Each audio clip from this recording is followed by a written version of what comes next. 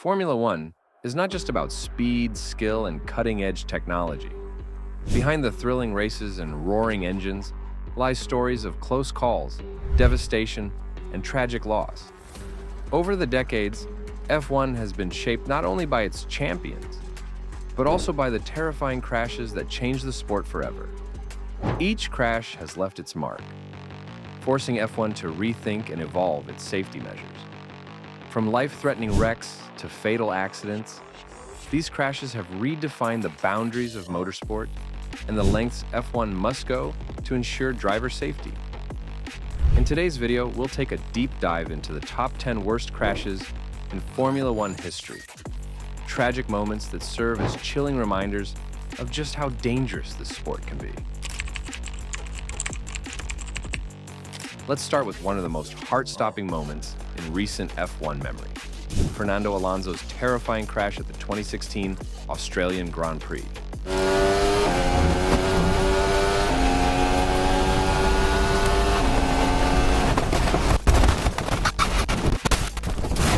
It was the opening race of the season, and the atmosphere was electric.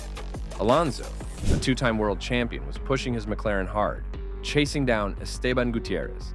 As Alonso made his move to overtake, his car clipped Gutierrez's rear tire at over 200 miles per hour.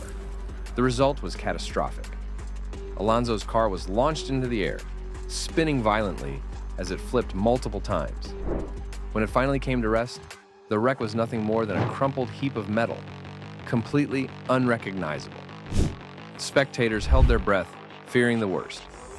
Remarkably, Alonso managed to crawl out of the cockpit, unharmed except for a few bruises.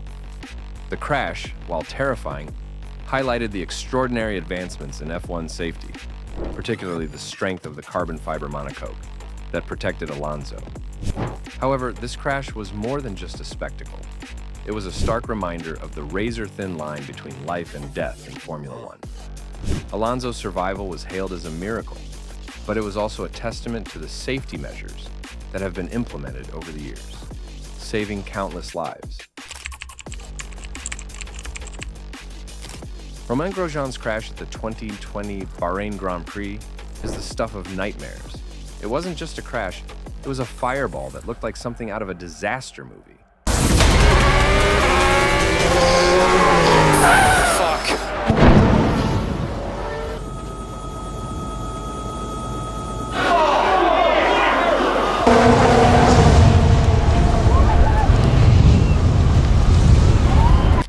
On the opening lap of the race, Grosjean's car collided with Daniel Kvyat's, sending his car careening into the barriers at 137 miles per hour.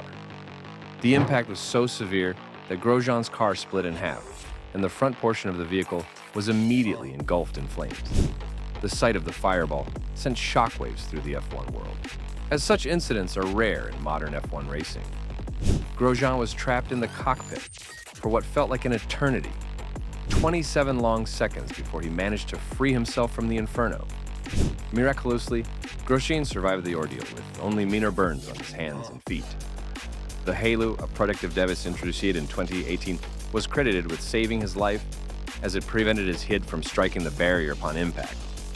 The crash reignited debates about F1 safety and reinforced the importance of continuous innovation in protecting drivers. The 2014 Japanese Grand Prix was marred by one of the most tragic accidents in recent F1 history. Jules Bianchi, a rising star and member of the Ferrari Driver Academy, was racing for Marussia in treacherous wet conditions. On lap 43, Adrian Sutil had crashed at the same spot, and a recovery vehicle was deployed to remove his car. Just a lap later, Bianchi lost control in the same area due to aquaplaning. His car veered off the track and slammed into the recovery vehicle at high speed. The impact was catastrophic. Bianchi suffered severe head injuries and was immediately airlifted to a nearby hospital. Despite multiple surgeries, Bianchi remained in a coma for 9 months before tragically passing away in July 2015. He became the first driver to die from injuries sustained in a Formula One race since Ayrton Senna's death in 1994. Bianchi's crash led to significant changes in F1, including the introduction of the virtual safety car system designed to slow cars down during dangerous situations on the track. His death also reignited discussions about how to better protect drivers in wet conditions and around recovery vehicles. The 1976 German Grand Prix at the Nürburgring is remembered for one of the most harrowing accidents in F1 history, Niki Lauda's fiery crash. Lauda, the reigning world champion, had voiced concerns about the safety of the Nürburgring, calling it too dangerous due to its length and lack of modern safety features. However, the race went ahead, and on lap 2, Lauda's Ferrari suffered a mechanical failure. His car spun off the track at high speed, hitting the barriers and bursting into flames. Lauda was trapped in the burning wreckage as his fellow drivers frantically tried to pull him out. By the time they succeeded, Lauda had suffered severe burns to his face and head, and his lungs were damaged from inhaling toxic fumes. He was rushed to the hospital, where he was given the last rites.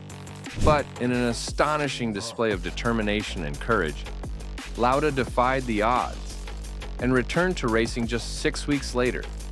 His crash was a pivotal moment in F1 safety, prompting the sport to take a more serious approach to driver protection. Lauda's recovery and subsequent comeback are the stuff of legend, but his accident remains a chilling reminder of the dangers of F1 racing. No list of F1 crashes would be complete without mentioning the tragic death of Ayrton Senna, one of the sport's greatest drivers. The 1994 San Marino Grand Prix is remembered as one of the darkest weekends in F1 history.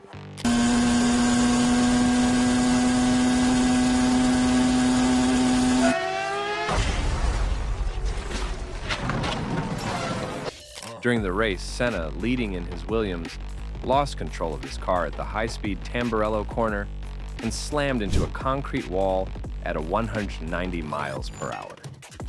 The impact was fatal. Senna's car was destroyed, and he was airlifted to a hospital, where he was declared dead. His death sent shockwaves through the F1 community and the world of motorsport. Senna's passing, coupled with the death of Roland Ratzenberger during qualifying the previous day, forced F1 to confront the dangers of the sport. In the wake of these tragedies, sweeping changes were made to improve driver safety, including stronger crash structures, mandatory headrests, and changes to track layouts to reduce high-speed risks. Senna's death marked a turning point in F1 history, and the sport has never been the same since. Gilles Villeneuve was known for his aggressive driving style and fearless approach to racing. But that same fearlessness led to his tragic death during qualifying for the 1982 Belgian Grand Prix. Numéro 27, et il rattrape ici Jochen Mass. Il a heurté l'arrière et on voit voilà la Ferrari qui vient de se disloquer après avoir heurté la marche de Jochen Mass. Et vous le voyez, Gilles Villeneuve n'est plus à l'intérieur de la voiture, il a été éjecté, il est sur la droite de la piste. Villeneuve was attempting to beat the time set by his teammate, Didier Pironi, when he came up behind the slower-moving car of Jochen Mass. In an attempt to overtake, Villeneuve's car clipped the rear of Mass's car, sending his Ferrari airborne. The car flipped and disintegrated upon impact, and Villeneuve was thrown from the wreckage, still strapped to his seat. He was airlifted to the hospital but died later that evening. His death shocked the F1 world and led to further improvements in car safety, particularly regarding the protection of drivers in high-speed collisions. In 2010, Mark Webber experienced one of the most terrifying crashes in recent F1 memory during the European Grand Prix in Valencia.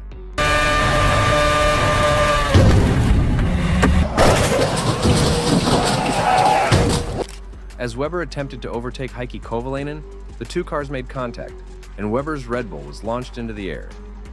The car flipped backward and crashed into the barriers at high speed. Amazingly, Webber walked away from the crash unharmed, thanks to the advanced safety features of modern F1 cars. The crash was a stark reminder of the dangers of open-wheel racing, where even the slightest contact can lead to disaster. Roland Ratzenberger's fatal crash during qualifying for the 1994 San Marino Grand Prix On the TV, they carry a lot of speed. And Ratzenberger is at a heavy is often overshadowed by the death of Ayrton Senna the following day. Ratzenberger, an Austrian driver racing for Simtek, suffered a front wing failure while traveling at 195 miles per hour. His car crashed head-on into a concrete wall, and Ratzenberger was killed instantly. His death was the first fatality in Formula One in 12 years and prompted immediate calls for improved safety measures. Ratzenberger's death, along with Senna's, led to significant changes in F1, including the introduction of higher cockpit sides and improved crash structures. Michael Schumacher, one of the greatest drivers in F1 history, suffered a career-threatening crash at the 1999 British Grand Prix.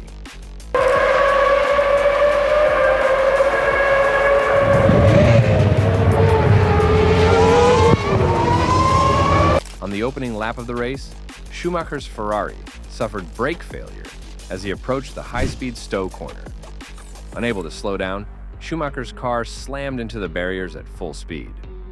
The impact broke Schumacher's leg and sidelined him for 6 races, effectively ending his championship hopes that season. The crash led to significant changes in the design of the Stowe corner to make it safer for future races.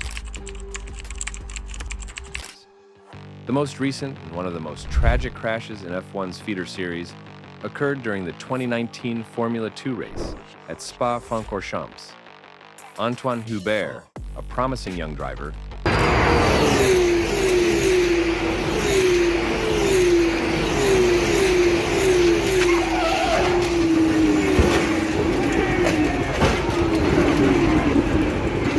lost control of his car at the high-speed Raidillon corner.